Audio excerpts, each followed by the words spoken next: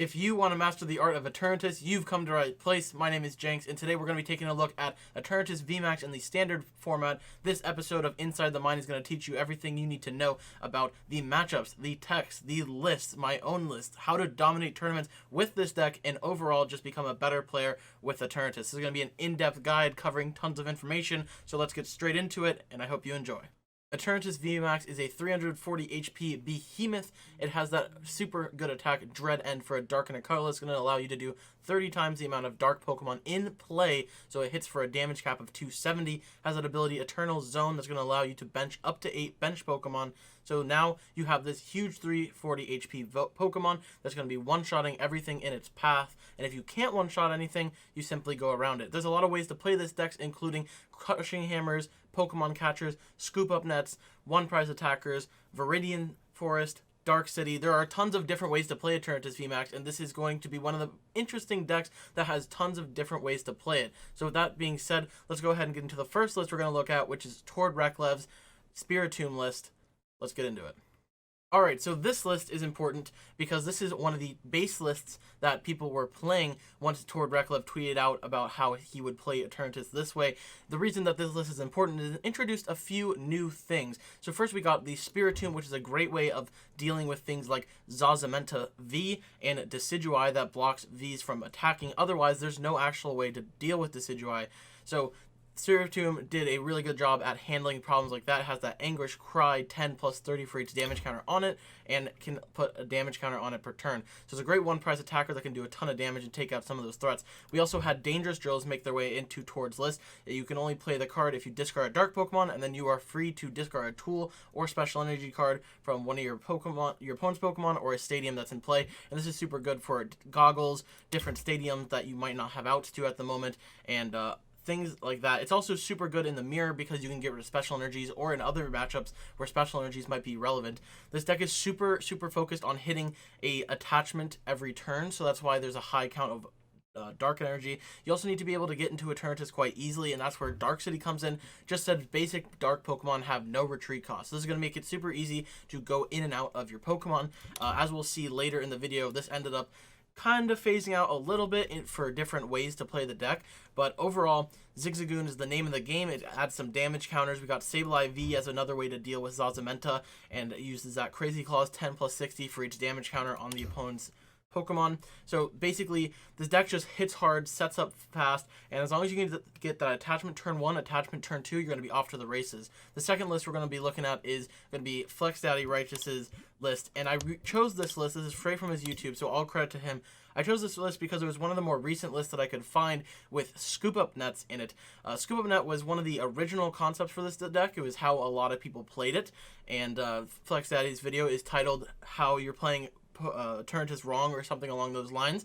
So I wanted to just show that Scoop Up Net is really good for being able to take KOs. A lot of the new Eternatus lists are not so much focused on KOing the active as they are with KOing bench Pokemon or just KOing smaller threats. So with the Scoop Up Nets, you're actually going to be able to hit tons of damage, even those 340s in the mirror. You also got the Galarian Slowbro V with that rapid fire poison that's going to allow you to poison the opponent's active, get some more damage. So this variant is a lot more focused on the damage counters part, and the lists that are going to be covered in the rest of the video don't actually have Scoop Up Nets, so that's why I wanted to include this.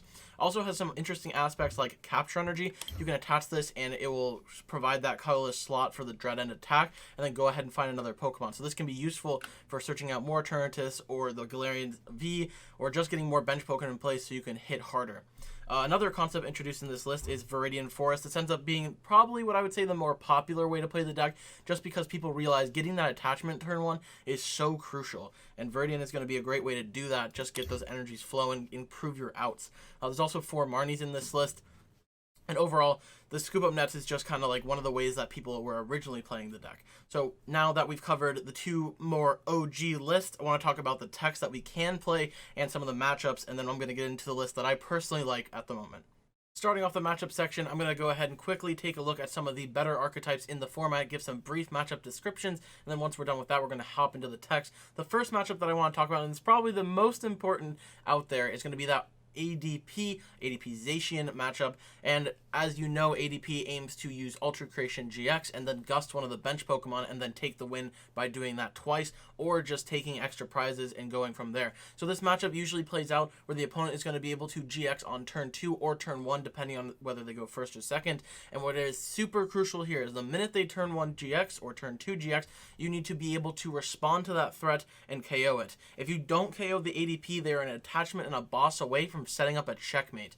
And with this deck not playing Reset Stamp, depending on which list you're looking at, it's usually only Marnie. I would say the ADPization is favored to draw out of that. With Pokemon Catchers, Boss's Order, high draw cards, it's going to be super easy for them to find that win.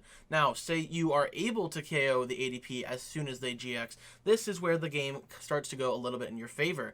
The opposite is true, where if you KO their ADP, you're going to start snowballing away with the game while they are struggling to use Metal Saucers over and over again to get their Zacians powered up, then using Boss's Order. So unless they actually play Pokemon Catcher, it's pretty difficult to do this because they basically need to set up Zacians or Zacian and a Mawile and then go in Boss's Order. It's still achievable, don't get me wrong, but it's definitely the optimal way to play the matchup. You just want to get that turn 1 attach as Eternatus, turn 2, put a Zigzagoon counter on the ADP or a Vitality Band or something along those lines. Dangerous Drill, their big charm if that comes into play. Knock out the ADP, then find 2 more 2-prize KOs or a 2-prize and a 1-prize and go from there. That's going to be your best way to win the matchup, and that's usually how it plays out.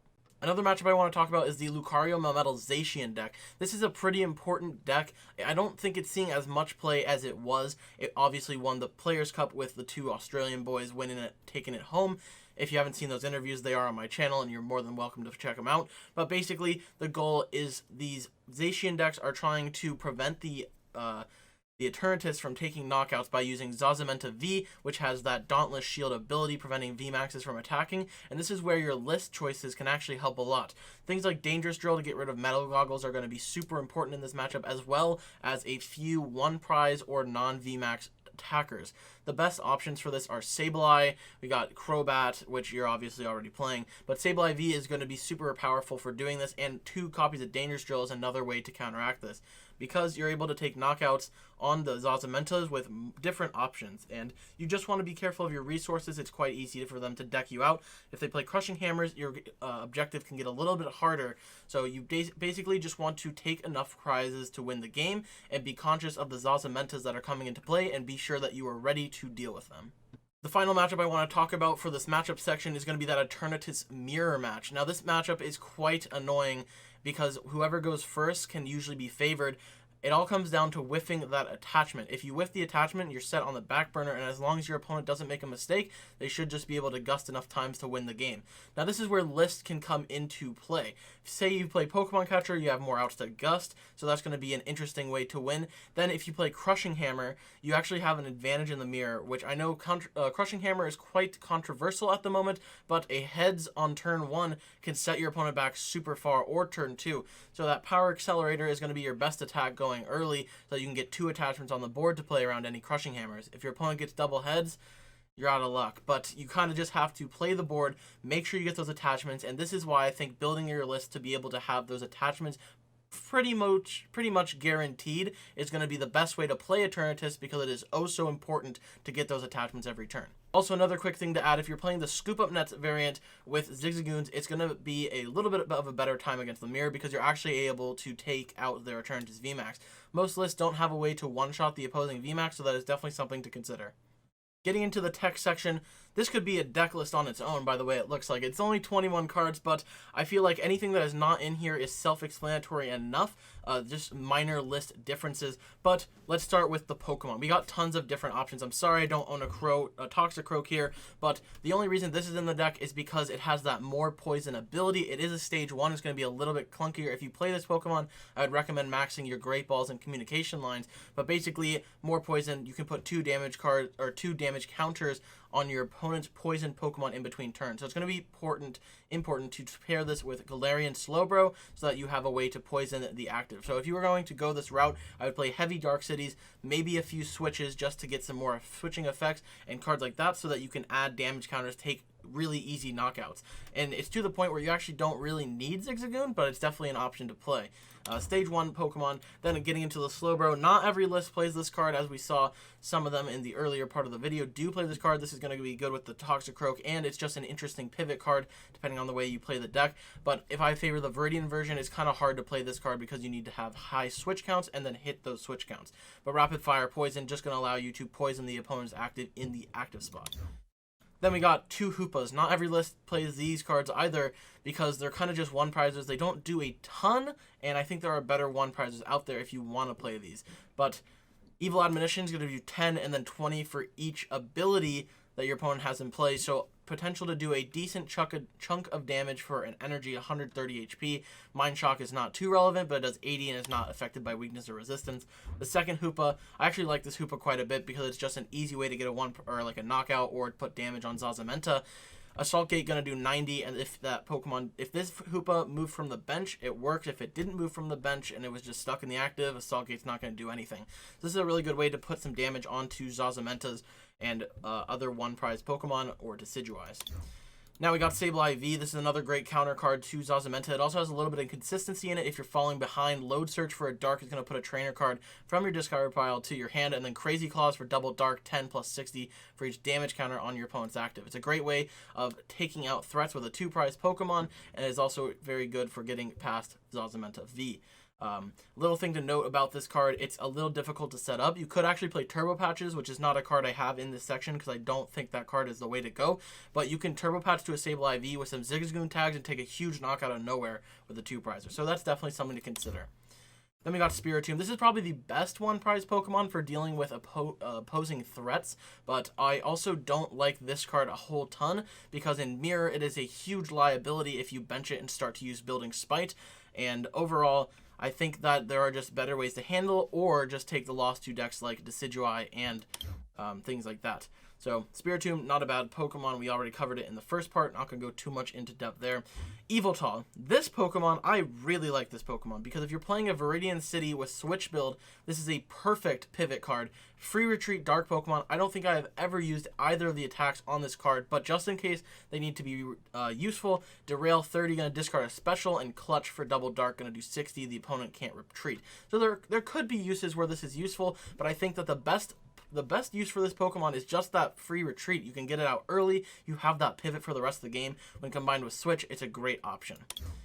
Now, getting into what is probably the biggest debate, the item cards.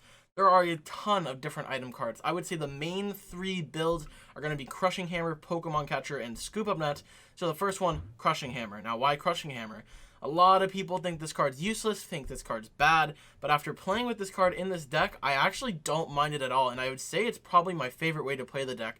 I know it's crazy controversial. On a heads flip, you can discard an energy, and it's kind of a luck-based card, but this card pushes your advantage so much against a lot of matchups.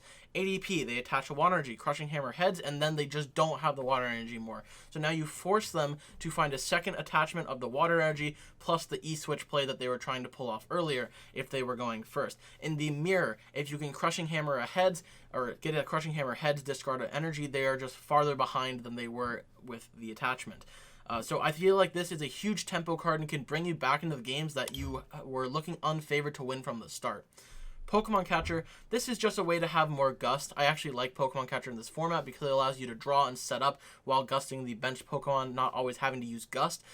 It's strong, but I don't think it's as strong as Crushing Hammer in this deck at least. So Pokemon Catcher is definitely an option, and we're going to take a look at a list that plays Pokemon Catcher. Then we have Scoop Up Nets. This was super popular at the start, and it kind of phased out over time, but we still see a few builds that actually play this card. Scoop Up Net is mainly just to reuse those Zigzagoons. It's going to allow you to attack for one shots with those added up damage counters, and it's just a possibility that you could play. Dangerous Drill, this was popularized by Tord and a few other players from the Players' Cup, and this is just useful for removing tools like I mentioned earlier. Pokegear and Reset Stamp are going to be the contributions to this deck that are popularized by Isaiah Bradner. Pokegear, just a nice little consistency card. Look at the top 7, find a supporter. And then Reset Stamp, which I didn't include on this, was also in the list that he played with Pokegears, and it's going to allow you to just have more comeback potential, as I've said in several videos. Then we got Switch. The only reason I put Switch on this slide, or not slide, this thing is Switch is just an option. If you play Viridian, I think you should play Switch. If you play Dark City, you should still play a few Switch. I just think that Switch is super important just so that you can get into the active early and as fast as possible. Now, we got Air Balloon. This is just another way that's like, it's kind of like Switch, except it stays on the board. Not a huge fan. Then Vitality Band. If you're not playing Scoop Ups, it might be worth playing this card. It's just going to add that more damage to your attack. So your 270 now hits 280, one-shots a ADP, a 210 now does 220, one-shots a Zacian, and it's just kind of a substitute for Zigzagoon. Now, for the stadiums, we got Chaotic Swell. You don't really see this in a lot of decks, but just in case anything gets too oppressive, you could play Swells. It's definitely an option.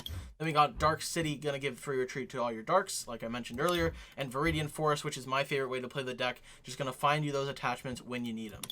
Then, rounding out the list, the list of techs, we got the 2 special energies. We got Capture Energy. This can find basics, and it provides a colorless. And then we got Hiding Energy, just extra options for free retreat. So that's going to be the tech section. If you have any more techs, be sure to put them in the comments. I'll go ahead and look at them, give you my thoughts on them. But now let's go ahead and hop into the 2 lists that I would play. This is one of my favorite ways to play Eternatus. I was super delighted when I actually played this on stream the other night. This is the Crushing Hammer variant of Eternatus, or Hammer E for short.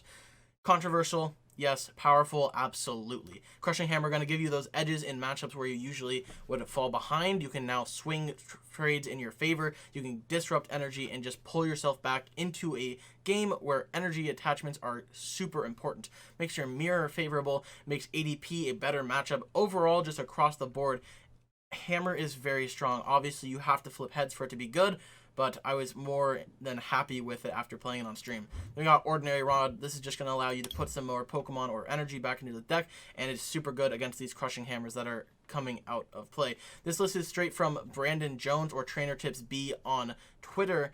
Amazing list. Well done, Brandon. And this is one of my favorite ways to play Eternatus, so I highly recommend you try it out.